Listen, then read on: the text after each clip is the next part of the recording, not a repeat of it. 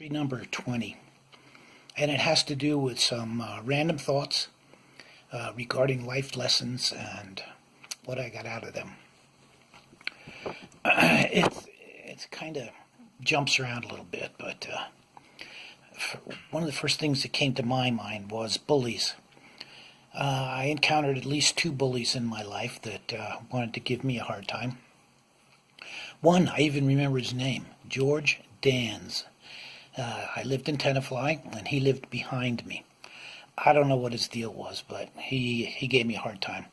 Another one, I don't know who it was. I didn't know him, so I couldn't even remember his name. But he gave me a hard time and made me walk after school with him several blocks away from my house, or he was going to be doing bad things to me.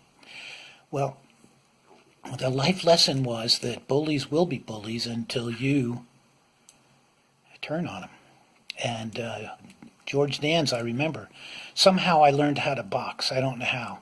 Not very good, but George gave me a problem, and I punched him, and I guess a couple times, and I never had a problem from him again. I told you I grew up in an Italian neighborhood in Tenafly, New Jersey, and a guy's name was Ito Bazzalata. That's what I remember. He had a Ford Crown Victoria, and it was brand new. I don't know if it was a 55 or a 56, but a Crown Victoria, a Ford, which is a two-door hardtop, and then it had what they call a Continental kit on the back, where the spare tire was outside the trunk, and it was decorative. Well, there were three guys in that Italian neighborhood. I don't know if they're running numbers or doing protection rackets, but three brand new cars with young people. That was pretty amazing. And I wanted that car. And when I was a senior in high school, I didn't get the identical one, but I did get a 56 Ford hardtop. It was not the Crown Victoria. You'd have to Google it to see the difference. The Crown Vic was the cool one. I didn't quite get that. And so life lesson is you pay attention and work hard, you can actually accomplish things and get what you want. I don't know how this happened, but I had the privilege to be the guy that washed three Corvettes. I don't remember the year. They must have been 59, 60 Corvettes, and there were three guys when I lived in Demarest that owned them, and somehow I lucked out to be able to wash them. I say lucked out. I don't know if they paid me. They probably paid me something. But in our property on Hardenberg Avenue in Demarest, we had a little place in the back that you could drive your car there. And they would bring it there, and then they would go back to work. Well, I got to wash it, but I got to drive it a little bit. A Corvette, that is so awesome.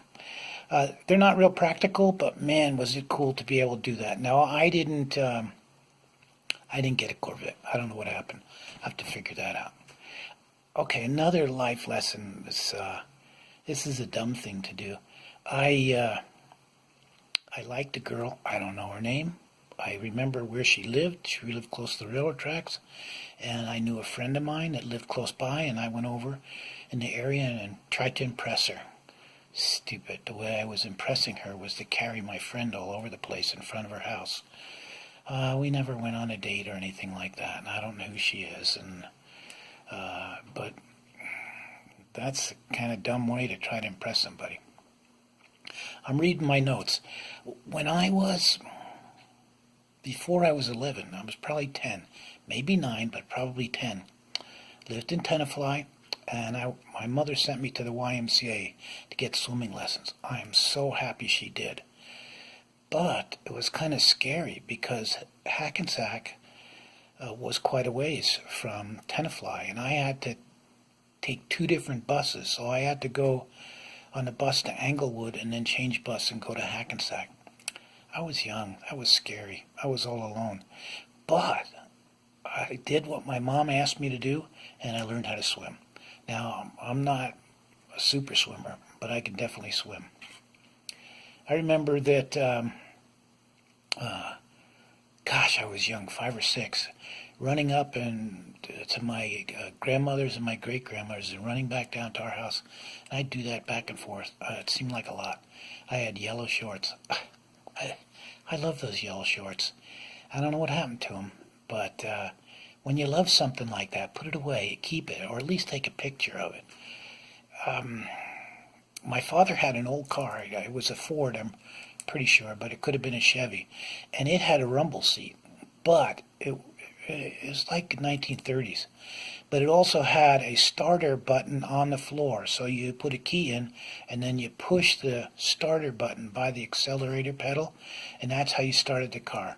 And what I got from that is, I love cars. I could sit out in that car all day long and just make believe. It was super. I ended up with, when I was 15, I owned my first car. You can't drive till you're 17. But I had a 1949 Ford in my driveway. And a little bit later on, I had about a 53 Oldsmobile convertible in my driveway. The Ford ran, but the Oldsmobile didn't. I bought that Oldsmobile, I think I paid $40 for it. It never did run. But the battery, while it lasted, we'd go sit out there with my friends and we would listen to the radio and put the top up and down. Crazy. I did own a convertible later, and I did own more Fords. In the 6th grade, I remember that my teacher, I don't know how this happened, but she talked about when you're having problems with people, you can, as a group, give them the silent treatment. Well, that turned out to be my worst nightmare.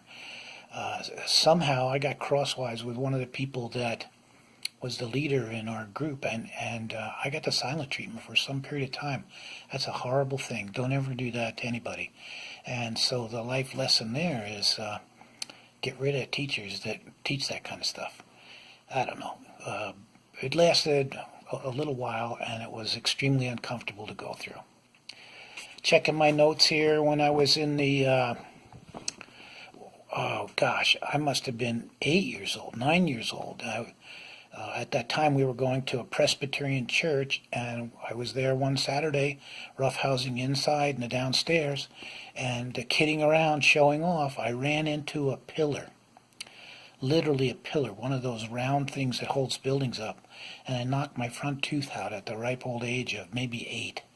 And I still have a cap there, and I've had maybe 4 replacements over the years.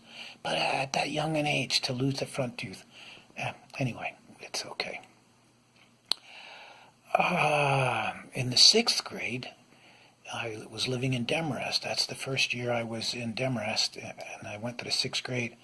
And we met as a school across the street from the elementary in a church, a Catholic church, and we were taught there because of overflow kind of things, you know. The school wasn't quite big enough. And at that same school, maybe once a week, we had dance lessons. I'm really grateful for the dance lessons. I danced all my way through high school, and when I was in the Army, and won dance contests with Judy. So I'm really, really glad that I got that. I saw prejudice firsthand when I was young, probably 11 now, maybe 12. Was in Tenafly, and one young fellow was hanging out with a black kid, colored kid, and his dad came along, found him, and just railed on him, kicked him down the street, and said, "Don't ever hang around with somebody like that again." How horrible is that? Just horrible, and it left a lasting impression. I went to a colored funeral one time. I didn't know colored people, but I was in Englewood, horsing around with some friends, and we met up with a colored boy our age, and he said, "You want some chicken?" And we said, "Sure." So he took us to an ongoing funeral. And this was at a church, and we ate chicken at a funeral, and there was singing and happiness all around, and it was quite the experience. Oh, when I was probably 12, again, maybe 11, maybe 12, I had some bad company. and I was in, what do you call it, a newspaper store, or confectioner store or something, and I ripped off some candy, and I got caught. Oh, scared me stiff. And he told me that he was going to call my parents and tell them what was going on. I was so scared I almost peed my pants, and so that's something you don't do. I'm glad I got that lesson. I can't believe this, but at, again, right around that 12, 11, 12, 13-year-old, I hitchhiked regularly from Demarest back to Tenafly. It was kind of scary thinking back. People were always nice, and we always got rides, and it worked out, but I wouldn't recommend it. I wouldn't recommend that at all. The only reason you'd want to flag down or hitchhike is if you really are in a tough position. Checking my notes. I learned that when you're sitting down and you have an X-Acto knife and you're whittling on a project, don't do that on your lap. I have a cut on my left thigh above my knee and my right thigh above my knee, and they match up. And it's like I hit something hard and it gave way, and I went from left to right, and those lines match up. Cut my legs. I have an aunt. My dad's sister's name is Dorothy, and we called her Aunt Dot. And she lived in Hackensack, and I went to her home one time after she remarried. So she was married. I don't know what happened to her first husband. I know my cousin. Her name is Joan. But I don't know what happened to her husband. But she remarried, and she married a blind man, Al, Uncle Al. So it's Aunt Dot, Uncle Al. Aunt Dot had multiple sclerosis, so she was really slow. And Uncle Al was blind, and they were quite the pair, but they were happy. And so I learned that infirmities that don't limit you. You can still have love in this life and have a good life. And they did have a good life. I just mentioned my cousin Joan, and I remember one time, she was much older than me, probably at least 15 years, maybe even just a little bit more. But she was still young. I'd say she was probably in her 20s and early 20s, and I was probably 7 or 8. We went to a flea market. And I'll never forget that flea market because I could smell something wonderful. And it turned out that they made little donuts, miniature donuts at that flea market, among other things. And you could go there, watch the donut be made, watch them put powdered sugar on it, and then eat it. And so I learned that I love donuts. And that's been my downfall forever. Those are just a couple of random thoughts and things that I got out of it. Have a great day. We'll talk to you next week probably.